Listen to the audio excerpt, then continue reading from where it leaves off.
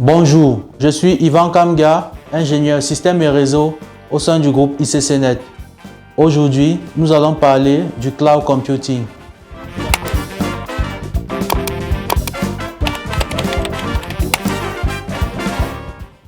Alors, qu'est-ce que le cloud computing?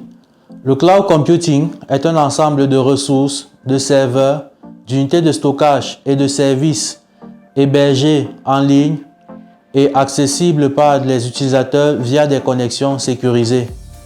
Le principe de fonctionnement du cloud computing est le suivant. Différents services seront hébergés en ligne et les fournisseurs de solutions cloud computing vont proposer différents forfaits d'abonnement en fonction de plusieurs paramètres comme la capacité de stockage qui seront accessibles via des connexions réseau sécurisées. Nous distinguons 4 types de cloud computing. Nous avons le cloud privé. Ici, l'infrastructure appartient à une entité unique qui peut être une entreprise ou un particulier et n'est accessible que par ce dernier. Ensuite, nous avons le cloud public. Ici, l'infrastructure est disponible via un fournisseur de solutions cloud et accessible simultanément par plusieurs utilisateurs. Puis, nous avons le cloud hybride, qui est une association entre cloud privé et cloud public.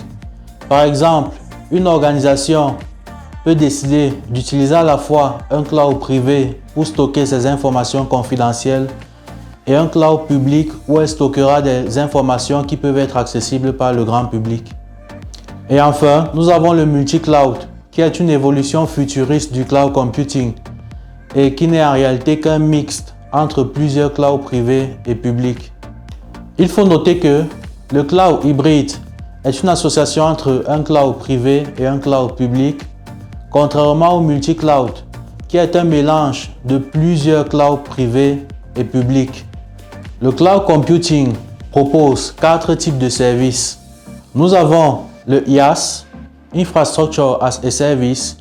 Ici, le fournisseur de solutions cloud nous offre une infrastructure adaptée à nos besoins dans laquelle nous pouvons déployer le système d'exploitation de notre choix et les applications que nous souhaitons utiliser.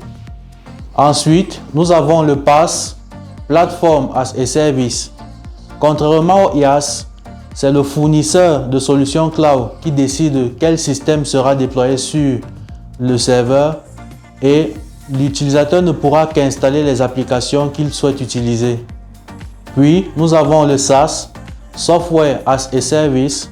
Ici, le fournisseur de solutions cloud nous offre une plateforme avec une application ou un service déjà préinstallé que nous pouvons utiliser. C'est par exemple le cas de Gmail, Outlook ou encore la suite Office 365. Et enfin, nous avons le FaaS, Function as a Service. Ici, l'utilisateur peut développer des applications et déployer de nouvelles fonctionnalités sans se soucier du serveur.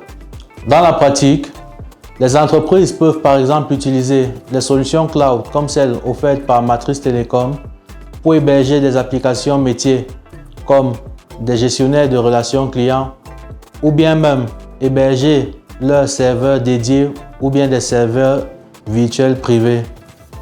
Nous sommes arrivés au terme de notre présentation et nous vous remercions pour votre attention.